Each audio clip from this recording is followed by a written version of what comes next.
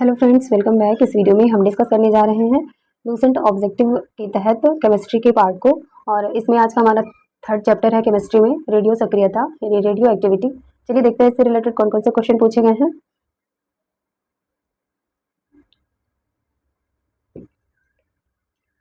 पहला क्वेश्चन है, रेडियो धर्मिता की खोज किसने की थी? तो रेडियो धर्मिता की खोज किसने की थी? Option B is correct, Henry Becquerel ने की थी।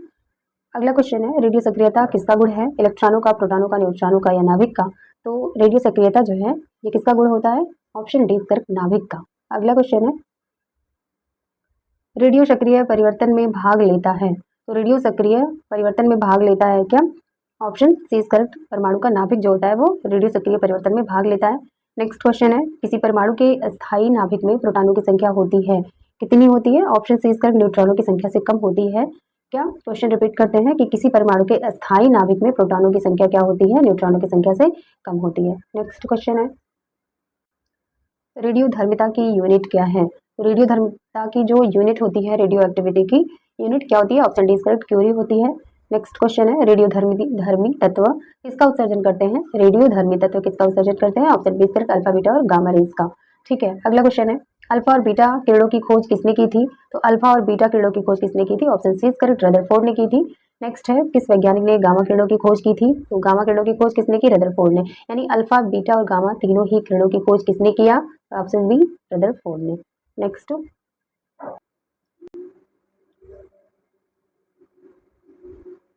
निम्न में से कौन रेडियो सक्रिय किरण हीलियम नाभिक की समकक्ष होता है?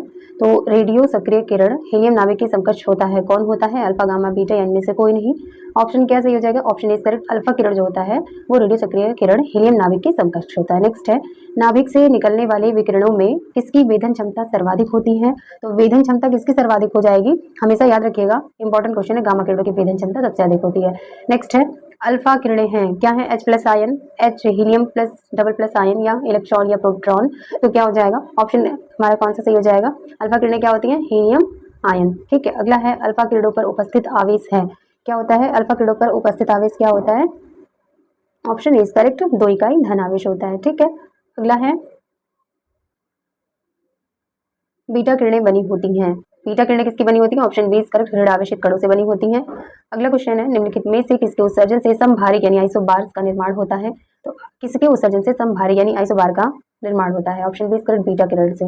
नेक्स्ट है, निम्नलिखित में से किसके उत्सर्जन से किसी तत्व का परमाणु क्रमांक 1 बढ़ जाता है? किसके उत्सर्जन से बढ़ता है परमाणु क्रमांक 1? ऑप्शन बी करेक्ट, बीटा कण से। ठीक है, तो बीटा कण के उत्सर्जन से जो परमाणु क्रमांक होता है उसमें 1 की बढ़ोतरी हो जाती है, याद रखना है। ठीक है, अगला है, निम्नलिखित में से किसमें ऋणात्मक आवेश होता है या होती है? तो किसमें होता है ऋणात्मक आवेश? ऑप्शन बी करेक्ट, बीटा किरण में ऋणात्मक आवेश होता है। नेक्स्ट है, इलेक्ट्रॉन का समरूप कौन सा है? इलेक्ट्रॉन का समरूप क्या होता है? ऑप्शन बी करेक्ट, बीटा कण होता है। नेक्स्ट है, समान ऊर्जा की अल्फा किरणों की तुलना में बीटा किरणों की वेधन क्षमता अधिक होती है, क्योंकि क्वेश्चन क्या था? रिपीट करते हैं कि समान ऊर्जा की अल्फा किरणों की तुलना में बीटा किरणों की वेधन क्षमता अधिक होती है और सबसे ज्यादा वेधन क्षमता किसकी होती है? गामा किरणों की। ठीक है, तो यहाँ पे अल्फा किरणों का बीटा से कंपैरिजन किया जा रहा है कि अल्फा किरणों का कम होता है और बीटा किरणों का अल्फा से अधिक होता है। इसका रीजन क्या है? तो रीजन क्या होता है? ऑप्शन बी करेक्ट, बीटा किरणों का द्रव्यमान नगण्य होने से उनका वेग अधिक होता है। ओके, नेक्स्ट है, बीटा किरणें किस प्रकार का आवेश वहन करता है? ऑप्शन बी करेक्ट, ऋणात्मक आवेश। नेक्स्ट है, गामा किरणें किससे बनी होती हैं? तो गामा किरणें जो होती हैं ऑप्शन डी करेक्ट, विद्युत चुम्बकीय तरंगों से बनी होती हैं। नेक्स्ट है, गामा किरणें क्या होती हैं? तो गामा किरणें क्या होती हैं? ऑप्शन इसमें कौन सा सही हो जाएगा हमारा? Option C is correct, radio सक्रिय पदार्थों द्वारा उत्सर्जित उच्च ऊर्जा युक्त किरणें जो होती हैं वो क्या होती हैं? गामा किरणें होती हैं। नेक्स्ट है, निम्नलिखित में से किस किरण की आयनन क्षमता सबसे कम होती है? तो आयनन क्षमता किसकी कम होती है सबसे ज्यादा? ऑप्शन सी करेक्ट, गामा किरणों की। देखिए, वेधन क्षमता गामा किरणों की सबसे अधिक होती है लेकिन आयनन क्षमता सबसे कम होती है, ये डिफरेंस है, याद रखना है। नेक्स्ट है, निम्नलिखित में से किस किरण की आयनन क्षमता सबसे अधिक होती है? तो आयनन क्षमता सबसे अधिक किसकी हो जाएगी इसमें? अल्फा किरणों की। ठीक है, जस्ट अपोजिट है वेधन क्षमता और आयनन क्षमता। अल्फा किरणों की वेधन क्षमता सबसे कम होती है और आयनन क्षमता सबसे अधिक होती है। गामा किरणों की आयनन क्षमता सबसे कम होती है और वेधन क्षमता सबसे अधिक होती है, ये याद रखना है। नेक्स्ट है, समस्त रेडियो सक्रिय पदार्थ क्षय होने के पश्चात किसमें अंतिम रूप से बदल जाते हैं? तो क्षय होने के बाद किसमें बदल जाते हैं? ऑप्शन बी करेक्ट, सीसा में बदल जाते हैं। नेक्स्ट है, न्यूनतम पारगम्य शक्ति किरण कौन सी है? तो न्यूनतम पारगम्य शक्ति किरण यानी कि वेधन क्षमता की बात कर रहा है तो सबसे कम किसकी है? न्यूनतम अल्फा किरण की। ठीक है, किस रेडियोएक्टिव तत्व का नाम उसके खोजकर्ता के देश के नाम पर रखा गया है? पोलोनियम का नाम, ठीक है, क्योंकि पोलिनेशिया एक देश है। नेक्स्ट है, निम्नलिखित में से कौन सा तत्व प्राकृतिक रेडियो सक्रियता नहीं दर्शाता है? कौन सा तत्व है जो प्राकृतिक रेडियो सक्रियता नहीं दर्शाता है? ऑप्शन सी इसका एल्यूमिनियम। नेक्स्ट है, नाभिकीय विखंडन के दौरान श्रृंखला अभिक्रिया को नियंत्रित करने के लिए न्यूट्रॉनों का अवशोषण करने हेतु निम्न में से किसका प्रयोग किया जाता है? तो ऑप्शन इज करेक्ट, बोरॉन का प्रयोग करते हैं। नेक्स्ट है, निम्नलिखित में से कौन एक रेडियो एक्टिव तत्व नहीं है? तो एस्टेनिन, फ्रांसियम, ट्राइटियम या जर्कोनियम। तो option D is correct, zirconium जो है ये रेडियो एक्टिव तत्व नहीं है। इंपॉर्टेंट क्वेश्चन है। नेक्स्ट है, विघटनाभिक रेडियोधर्मी वस्तुओं को किससे बने पात्र में रखना चाहिए? Option A is correct, PB यानी कि पारा की बात कर रहा है। अगला क्वेश्चन है, एक बीटा कण के उत्सर्जन से परमाणु संख्या तथा परमाणु द्रव्यमान में क्या परिवर्तन होता है? यहाँ पे बीटा कण की बात कर रहा है, ध्यान देना है इसमें, ठीक है। एक बीटा कण के उत्सर्जन से परमाणु संख्या और परमाणु द्रव्यमान में क्या परिवर्तन हो जाता है, ठीक है। तो परमाणु क्रमांक में 1 की वृद्धि हो जाती है और परमाणु द्रव्यमान अपरिवर्तित रहता है। जब बीटा कण उत्सर्जित होता है तो परमाणु क्रमांक 1 बढ़ जाता है और द्रव्यमान जो उसका होता है वो निश्चित रहता है, जो पूर्व में है वही बना रहेगा, ठीक है। अगला क्वेश्चन है, एक अल्फा कण के उत्सर्जन से परमाणु क्रमांक और परमाणु द्रव्यमान में क्या परिवर्तन होता है? ऑप्शन डी इज करेक्ट, परमाणु क्रमांक में 2 तथा परमाणु द्रव्यमान में 4 की कमी हो जाती है। याद रखना है, जब एक बीटा कण का उत्सर्जन होता है तो परमाणु क्रमांक 1 बढ़ जाता है और परमाणु भार जो होता है यानी द्रव्यमान जो होता है वो अपरिवर्तित रहता है।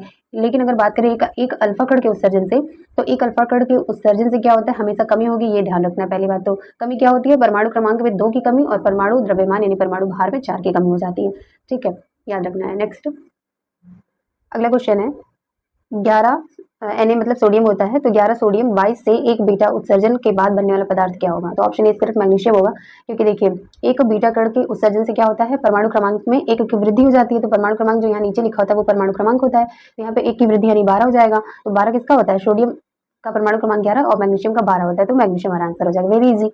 ओके, नेक्स्ट है, 92 यूरेनियम 236 से क्या हो रहा है, 87 यूरेनियम 224 में कितने अल्फा व बीटा कण उत्सर्जित होंगे? तो आप इसको निकाल के चेक कर सकते हैं, क्योंकि एक अल्फा कण निकलेगा तो क्या हो जाता है, परमाणु क्रमांक में 2 की कमी और परमाणु द्रव्यमान यानी परमाणु भार में 4 की कमी हो जाती है, और एक बीटा कण के उत्सर्जन से क्या होगा, इसमें 1 की वृद्धि हो जाएगी, ठीक है। तो इस प्रकार से हम इसमें निकाल लेंगे, तो हमारा आंसर कैसे हो जाएगा, option D is correct, 3 alpha and 1 beta.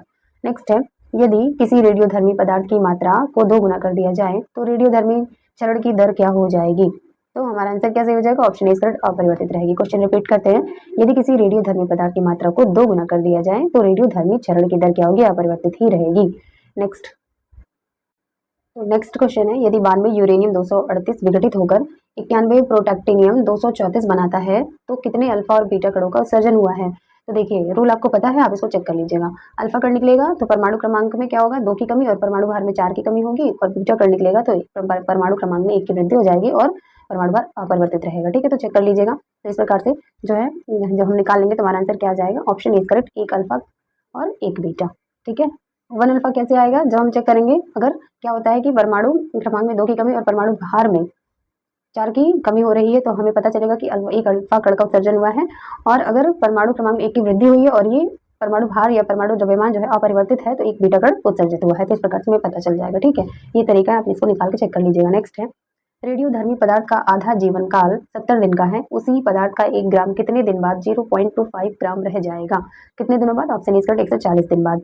Next है, यदि किसी रेडियोधर्मी पदार्थ का अर्ध जीवन काल जिसे हाफ लाइफ पीरियड कहते हैं 1 दिन हो तो 4 दिन पश्चात उसकी प्रारंभिक मात्रा का कितना भाग शेष रह जाएगा? तो क्या हो जाएगा, ऑप्शन सी इज करेक्ट, 6:1/4 रह जाएगा, ठीक है।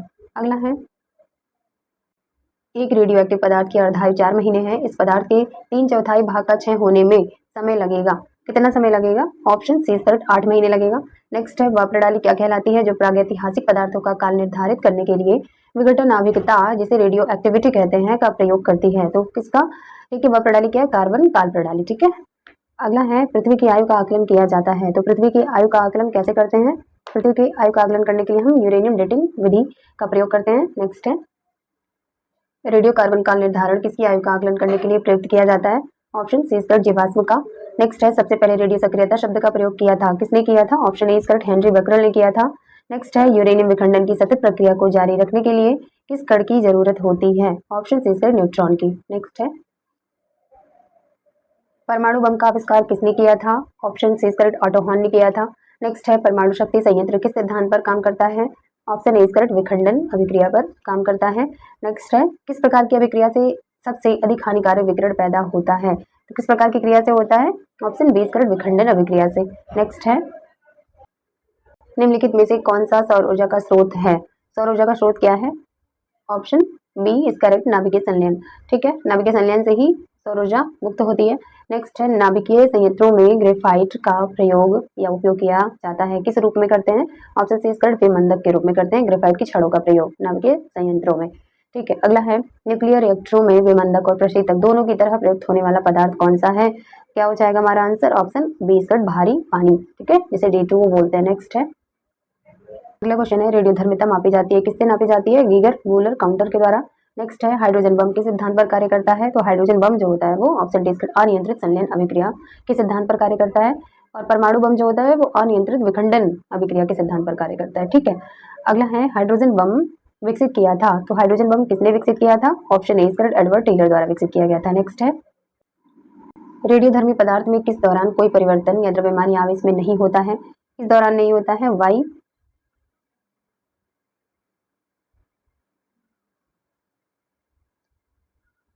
रेडियोधर्मी पदार्थ में किस दौरान कोई परिवर्तन या द्रव्यमान या आवेश में नहीं होता है? तो गामा उत्सर्जन के दौरान कोई परिवर्तन नहीं होता है। अगला है, निम्नलिखित रेडियो तत्वों में से किसका उपयोग मनुष्य के शरीर में रक्त प्रवाह की गति को मापने के लिए किया जाता है? ऑप्शन डी रेडियो सोडियम का प्रयोग करते हैं। नेक्स्ट, अल्फा बीटा गामा की वेदन शक्तियां अपने अवरोही क्रम में किस प्रकार हो सकती हैं? अवरोही क्रम पूछा है। अवरोही क्रम में सबसे पहले हमारी वेदन क्षमता सबसे अधिक किसकी हो जाएगी? गामा की, फिर बीटा की, फिर अल्फा की। तो हमारा option D is correct. Next, okay friends, मिलते हैं नेक्स्ट वीडियो में। वीडियो अच्छी लगी हो तो please do like share and subscribe my channel. Thanks for watching.